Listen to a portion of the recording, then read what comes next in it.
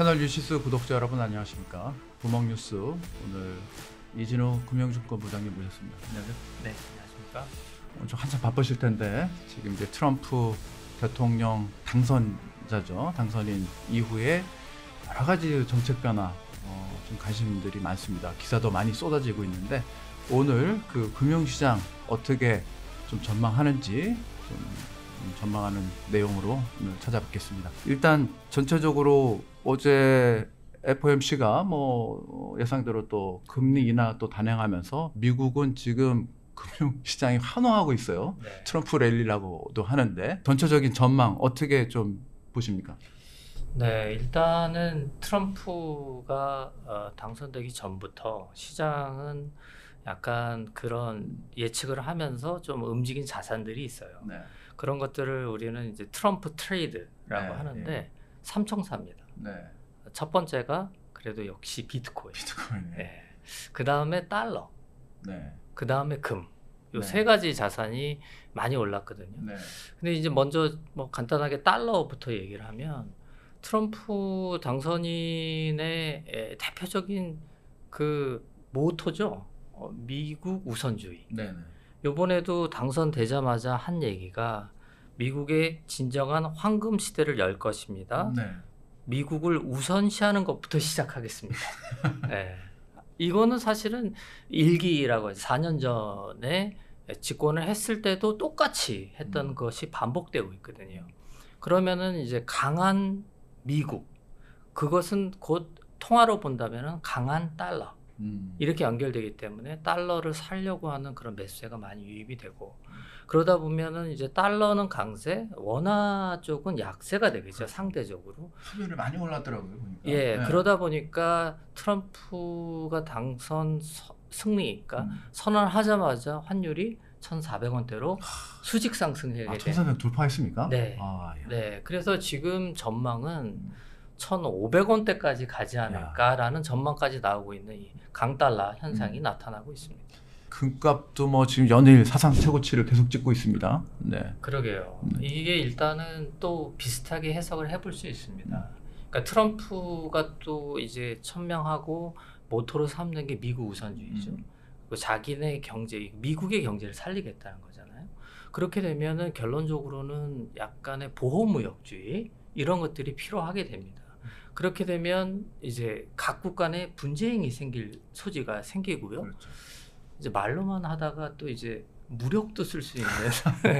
그 다음에 또 한 가지는 방위비 얘기가 벌써부터 나오고 있지만 본인의 미국의 이득을 위해서는 사실은 세계 평화는 그렇게 중요치 않다. 그러니까 자기네들이 미국이 지불하는 방위비에 대해서 약간 줄일 수 있는 그런 상황이거든요. 이런 것들은 기본적으로 세계 질서, 평화 이런 측면에서 본다면 조금 불확실성이 커지기 때문에 이런 불확실성 시대에 가장 각광받는 자산, 금이죠. 안전 자산을 찾는군요. 예, 네. 그래서 이제 금값이 계속해서 연일 사상 최고치인 상황입니다. 진우 부장께서 이 자리에서 몇 달 전에 오셔가지고 금을 주목해라라고 말씀하셨는데 그때 사셨던 분들은 지금 계좌가 좀 짭짤하실 것 같습니다.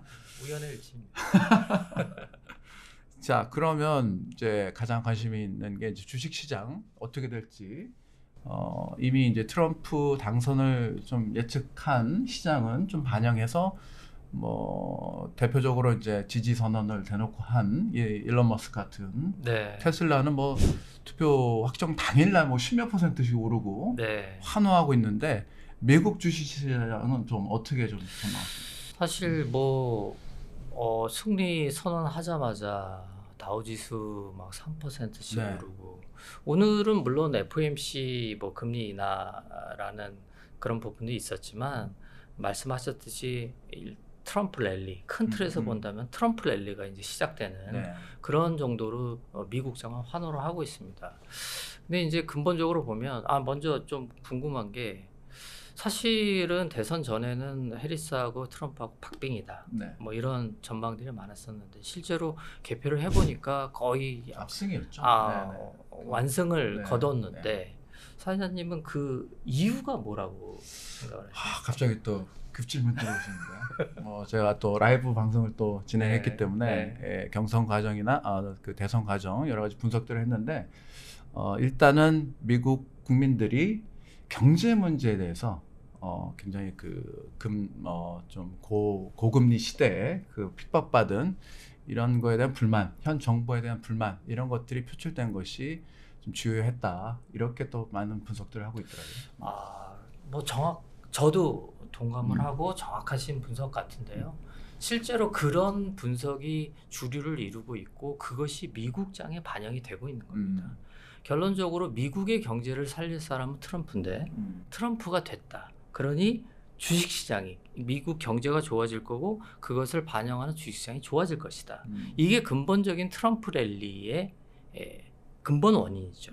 그렇기 때문에 미국장은 지금 계속해서 좋아지고 있죠. 근데 이제 관심사는 이제 우리나라. 그러게요. 이게 미국 사상 최고치를 계속 네. 찍고 있는데 네. 우리 선거 투표 개표 당일날도 저희는 빠졌죠. 한국시장 마이너스가 나고 예. 왜 이렇게 한국 그래서 시장 오늘은 조금 반등을 주고 있지만 네. 사실은 미국장에 비해서는 여전히 좀 부족한 상승폭을 좀 보이고 있는데 이게 이제 사실은 상대적인 부분이 있습니다. 저희 이제 약간 전망이 엇갈리는 부분이 생기는 게 첫 번째 좀 부정적인 부분은 뭐냐면 그러니까 트럼프의 보호무역주의가 결론적으로는 우리나라 산업적인 측면, 특히 우리나라는 수출을 많이 하기 때문에 네.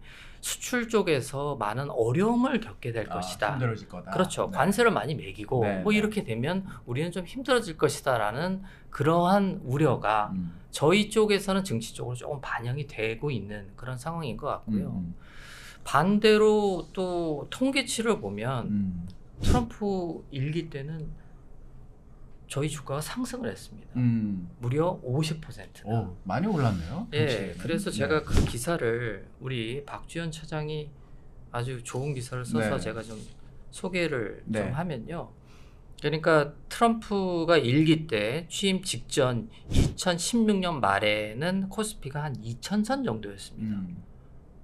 그랬다가 취임 첫 해인 2017년 연말 기준입니다. 네. 한 2,400까지 올랐고요. 그 다음에 2018년 그때는 2,000선으로 다시 떨어졌다가 2019년 말에 2,100 그리고 2020년 말에 2,800선까지 올랐고요. 네. 퇴임 직전에는 3,100을 찍었습니다. 엄청나게 올랐죠. 그러니까 저희가 생각하는 꿈의 3,000p 있잖아요. 네, 네. 그때가 그 트럼프 시절에 올랐던 거예요. 물론 이제 당시에는 이제 코로나 시기를 겪으면서 네. 엄청나게 돈을 많이 풀었다는 그렇죠. 그런 시점이긴 합니다. 이유도 네. 있지만 어쨌든 시기적으로 보면 그렇습니다. 그러니까 사실은 증시 일각에서는 미국의 보호무역주의에 따른 우리나라 경제와 주식시장의 어려움 이런 것만 볼 게 아니라 실질적으로 보면은 통계치로 보면은 주가가 많이 올랐었기 때문에 과도한 걱정을 할 필요는 없다. 이런 이제 전망도 좀 나오는 거고요. 네. 그러면은 구체적으로 우리 주식시장에 구체적으로 어떤 업종을 주목해야 될까요? 그 최근에 윤 대통령이 그 당선자 신분인 이 트럼프하고 바로 통화했을 때 네.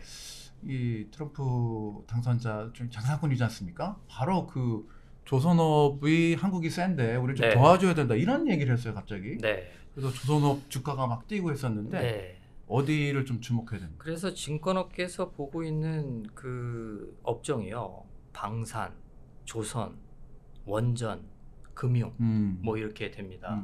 근데 이제 금융 같은 경우는 이제 미국의 금융이 좋아요. 미국의 금융이 좋다 보니까 우리나라도 좀 연동이 되지 않을까 이런 기대감도 있는 거고 사실 그것보다는 금융 쪽이 배당을 많이 하거든요.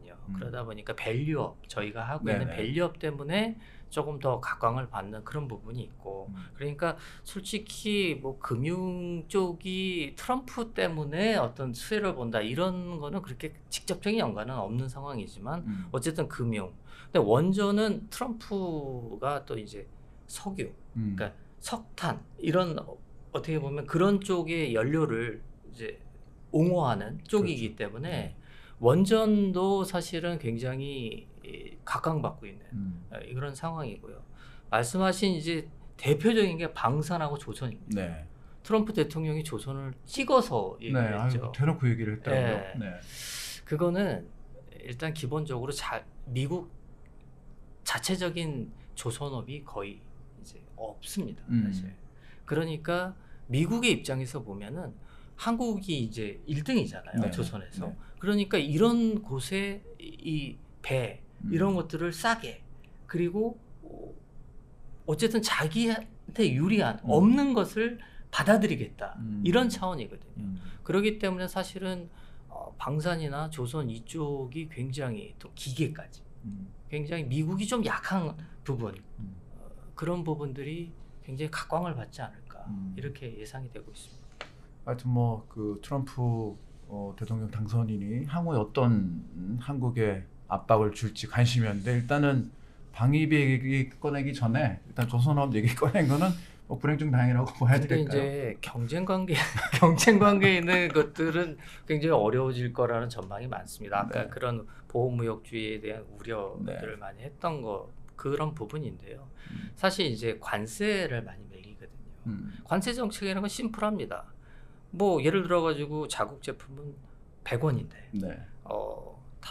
타국의 제품을 200원으로 관세를 100원을 더 매긴다든가 이렇게 되면 경쟁력 자체가 이게 이제 가격 경쟁력에서 굉장히 떨어지게 그렇죠. 되기 때문에 그래서 이제 걱정을 많이 하고 있는 쪽이 이제 반도체. 예. 물론 그렇죠. 이제 뭐 저희 기술력이 워낙 좋으니까 무조건 반도체 같은 경우는 지금 트럼프의 정책은 자국에서 생산을 하라는 겁니다. 그렇죠. 무조건 와서 여기서 지어라 하는 거죠.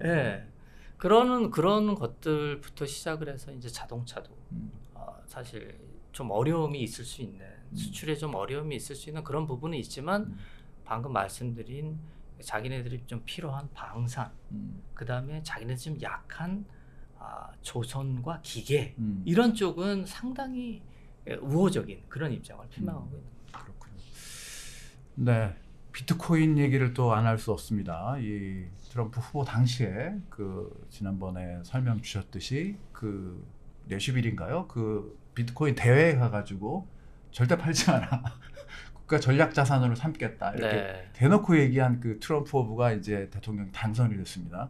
그거에 환호하듯이 미국 기준으로 75,000달러 이미 돌파를 했고 사상 최고가를 찍고 있습니다. 한국에서도 저희 기준으로도 1억 원을 넘었죠. 1억 500만 원을 넘어서 사상 최고가입니다. 계속 더 올라갑니까? 네. 또 최근에 또 다시 오르고 있습니다. 그 1억 원 갈 수 있을까요?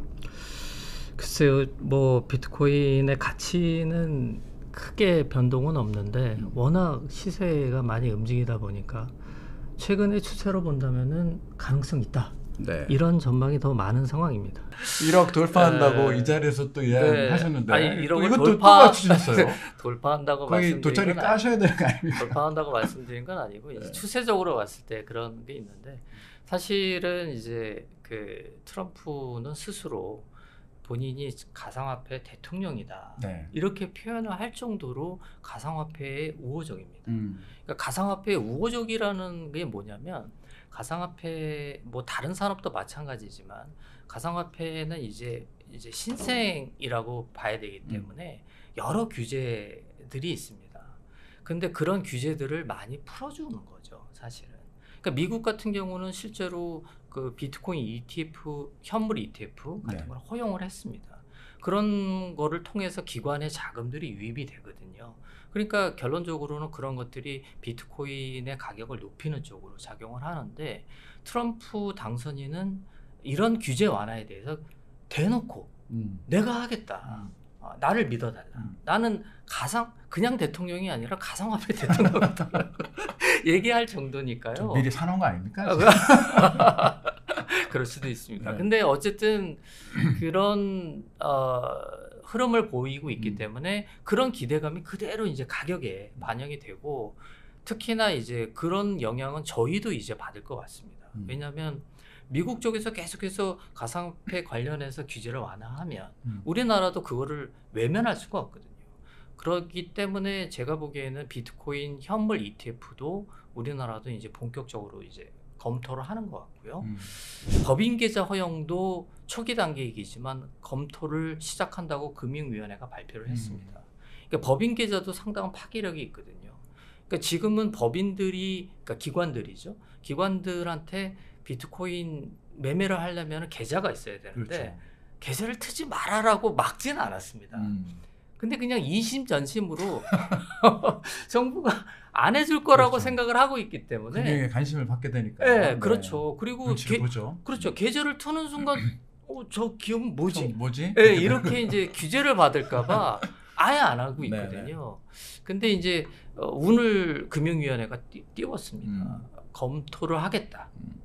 계좌, 법인 계좌 관련해서 그런 것들이 결국은 규제 완화 쪽으로 이어지고 그런 것들은 실질적으로 수급을 기관 자금이 들어올 수 있는 물꼬를 터줄 수 있기 때문에 비트코인에 대한 수요를 좀 더 높일 수 있는 그런 요인이 된 것 같고요. 사실 근데 이제 비트코인이 사상 최고치를 찍으면서 좀 가격적인 부담이 생긴 거는 사실인 것 같습니다. 많이 올랐죠. 네. 단기에 많이 올랐기 때문에 누구도 뭐 어디까지 오를지를 장담할 수 없는 상황이긴 하지만요. 그래서 지금 사실은 트럼프가 승리한 이후에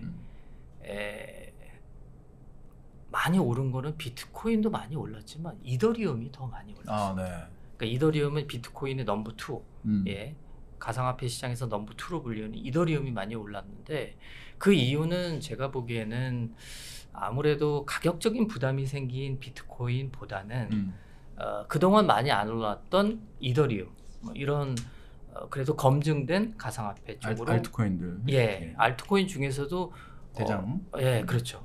대장 알트코인 위주로 해서 조금 매수세가 좀 확산되는 그런 상황인 것 같습니다. 네, 미국 대선이 끝났습니다. 트럼프 2기를 맞이하게 됐는데요. 전 세계가 향후 정책 변화가 어떻게 될지 주목하고 있습니다. 우리도 이제 철저히 준비하고 분석하고 대비해야 되겠습니다. 이 금융시장이나 세계 경제가 가장 불안해했던 게 이제 불확실성인데 미국의 대선이 끝나면서 이제 불확실성이 좀 해소가 됐습니다. 우리도 트럼프 시대의 금융시장 어떻게 대처해야 될지 잘 준비하고 개인 투자자들도 잘 분석하고 해야 되겠습니다.